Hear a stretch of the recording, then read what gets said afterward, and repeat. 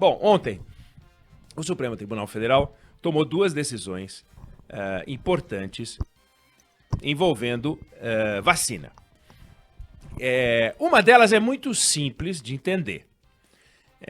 O relator era o Luiz Roberto Barroso e em discussão o direito ou não dos pais de decidirem se os filhos podem ou não tomar as vacinas que forem definidas como obrigatórias, porque tem uma lista de vacinas já obrigatórias. Inclusive, se a gente pegar, tá aqui, o Estatuto da Criança e Adolescente, artigo 14, o Sistema Único de Saúde promoverá programas de assistência médica e odontológica para a prevenção das enfermidades que ordinariamente afetam a população infantil e campanhas de educação sanitária para pais, educadores e alunos. Parágrafo 1º. É obrigatória a vacinação das crianças nos casos recomendados pelas autoridades sanitárias. Então, o Estatuto da Criança e Adolescente prevê vacina obrigatória. Aí, um casal de São Paulo, entendendo ter o direito de decidir se o filho poderia ou não tomar vacina, entrou na justiça, começou uma discussão, pum, Supremo. O Supremo disse, não. Então foi simples assim, não pode. Você pode decidir sobre a sua vida, sobre o seu corpo, mas não, você não pode decidir sobre o seu filho. A discussão era se tem ou não poder para decidir sobre o filho, não tem, acabou. A outra discussão, ela foi uma discussão que chamou mais atenção e algumas pessoas entenderam errado a decisão do Supremo Tribunal Federal. Então eu vou explicar de uma forma muito simples, para deixar bem claro, para não ter dúvida. É uma decisão clara de entender, mas ficou meio confusa para algumas. Então é o seguinte, em fevereiro de 2020, o Congresso Nacional aprovou uma lei que foi sancionada pelo presidente da República e que, na ocasião, ficou conhecida como Lei da Quarentena. Lei da Quarentena. Por que ela ficou conhecida como Lei da Quarentena? Porque a medida mais discutida naquele momento era o direito ou não do Estado de colocar as pessoas em casa. Lembra que teve um grupo de brasileiros que foi contaminado e que teve que ficar num quartel no estado de Goiás, etc. Pô, eu posso isolar ou não posso isolar as pessoas, né? Deixo de quarentena ou não deixo de quarentena? Como é que funciona? Então era a lei da quarentena que se discutia. É a lei 13.979. Essa mesma lei, ela diz o seguinte, por exemplo, que a Anvisa pode, por exemplo, em caráter excepcional, bloquear portos, rodovias, aeroportos. Tá lá. Isso foi discutido na ocasião, fevereiro. Também é a mesma lei que dispensou a licitação para aquisição de bens, serviços e insumos de saúde. Olha quanto escândalo deu na área da saúde, mas foi nessa lei aqui, 13.979. Compras de emergência, né, de saúde pública, tudo isso dentro dessa lei. E até aí, essa lei falava uma série de coisas, e lá pelas tantas, num certo artigo 3º, né, essa lei, lembrando, lei da quarentena, isolamento, quarentena, tal. No artigo 3º, vai lá, para enfrentar a emergência da saúde pública, poderão ser adotadas as seguintes medidas: isolamento, quarentena, como eu falei, determinação de realização compulsória de exame médico, pode chegar lá e falar, você vai fazer o exame, coleta de amostras clínicas, vacinação e outras medidas profiláticas. Como não tinha vacina, podia estar escrito aqui, encontro com extraterrestres. Ninguém ia nem discutir. Eu achar bizarro, mas não tem extraterrestre, não tem por que discutir. Mas tem a vacinação. Não tinha vacinação, não vamos discutir. E passou. Tanto essa lei foi revisada, visitada, passeada, que ela foi emendada, né? Pegar uma das emendas, é uma lei 14.019 de julho, lembrando que a lei 13.979 é de fevereiro, em julho, surgiu uma outra lei, o Congresso Nacional decretou, o presidente sancionou, uma lei que mexe exatamente no artigo que fala da vacinação, mas não para tratar de vacinação, para dizer que é obrigatório manter o nariz e a boca cobertos por máscara de proteção individual, em veículo de transporte remunerado privado, ônibus, aeronave, embarcação, estabelecimento comercial, industrial, templo religioso, é a lei da máscara, né? Então a lei da máscara, número 14.019, de julho, mexeu na lei 13.979 de fevereiro. Mas não é para dizer que a vacina não era obrigatória, ninguém nem lembrou desse troço, deixa, tá lá dizendo que pode ter vacina obrigatória, como pode ter teste obrigatório, como pode ter exame médico obrigatório, como pode ter isolamento obrigatório, como pode ter quarentena obrigatória, pode ter um monte de coisa obrigatória, deixa lá. Aí surgiu a vacina, apareceu a vacina.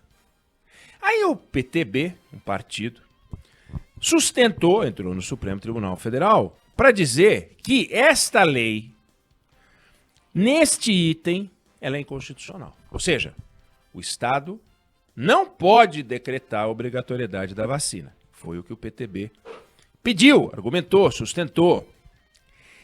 Ele sustentou, desde já, que a aplicação da vacina fosse facultativa, não compulsória. E que compulsória seria inconstitucional, porque seria absurdo um ente federativo, governo federal, estado ou município, decretar a imunização impositiva, porque isso viola os direitos fundamentais. Pronto. Foi para o Supremo. Posto que tratou de direito fundamental, violação de direito fundamental, Supremo Tribunal Federal, assunto constitucional. Aliás, o Rodrigo Aidar vai tratar não exatamente dos detalhes desse julgamento, mas o tema da discussão do Rodrigo Aidar é quando o Supremo faz o que deve e quando o Supremo faz o que não deve. Quando o senhor Edson Fachin discutiu a política de armas do governo, porque o governo resolveu zerar a alíquota de importação de armas, foi lá o seu Fachin e disse, não pode. Essa canetada é bizarra. Já quando o Supremo se reúne aqui para discutir se a vacinação é ou não uma violação do direito fundamental, aqui é o Supremo sendo Supremo. Então, esse é o tema da coluna do Rodrigo Aidar. Estou dando aqui um spoiler, porque é uma discussão importante. Não perca o Rodrigo Aidar daqui a pouco conversando com a gente. Bom, então o STF foi desafiado a discutir esse assunto. E ele tratou desta obrigação. Afinal, pode o Estado determinar a obrigatoriedade da vacina, da Covid? Resposta do Supremo, pode. Mas o Supremo não decidiu, gente, que o Estado tem que decretar a obrigatoriedade da vacina. Não decidiu isso.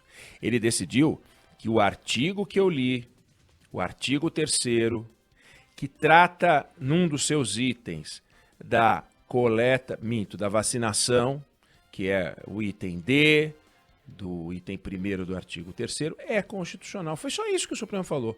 Vem cá, o PTB falou esse negócio aqui que diz que pode vacinar, que a vacinação pode ser compulsória, é inconstitucional. O Supremo falou, não é constitucional. Pode. Ah, então o Estado decretará a obrigatoriedade? Não sei. O Supremo vai dizer, não tem nada a ver com isso, mas pode. Aí alguns escreveram, alguns disseram, alguns saíram dizendo, o Supremo decretou a obrigatoriedade da vacina. Não, o Supremo não decretou a obrigatoriedade da vacina. O Supremo Tribunal Federal decidiu que a lei que faculta ao Estado, que dá ao Estado o direito de decretar a obrigatoriedade, é constitucional. Cabe, portanto, aos entes federativos, governo federal, estaduais e municipais, tomarem sua decisão. Eu vou decretar a obrigatoriedade. Não vai caber discussão no Supremo Tribunal Federal, porque o Supremo Tribunal Federal já discutiu isso. A exemplo do Plano Nacional de Vacinação feito sem vacina, essa discussão foi feita sem vacina. Portanto, ela antecede qualquer vacinação. Ninguém foi vacinado para depois haver uma discussão se aquela vacina dada a ele foi constitucional ou inconstitucional. Não, ninguém foi vacinado, então é uma discussão anterior, antecede os fatos. É bom a gente lembrar que o STF tratou de duas obrigações nesta daqui. Porque numa das obrigações, o STF decidiu que o Estado tem a obrigação de proporcionar vacina para todo mundo. E tem a obrigação de proporcionar para todo mundo uma vacina gratuita. Se não tiver vacina para todo mundo e não tiver vacina gratuita, não dá para falar em obrigatoriedade de vacina. Como é que eu posso obrigar todo mundo a tomar vacina se não tem vacina para todo mundo? Como é que eu posso obrigar, vamos imaginar que chegue 1 milhão de vacinas, que 1 milhão de pessoas tenham a obrigação de tomar e 210 milhões não tenham, 209, não faz sentido. Então, ou tem vacina para todo mundo, e, portanto, o Estado pode até decretar a vacinação obrigatória. Olha, tem vacina para todo mundo tem que comparecer.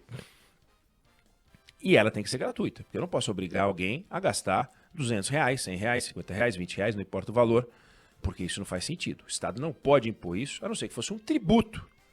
Mas esse tributo seria a contrapartida de alguma coisa, de uma receita que a pessoa teve, de um salário que ela teve, de uma compra que ela fez. O tributo é sempre uma contrapartida de alguma coisa, né? Comprei uma picanha, tem lá ICMS, seja lá o que for, tem lá os impostos.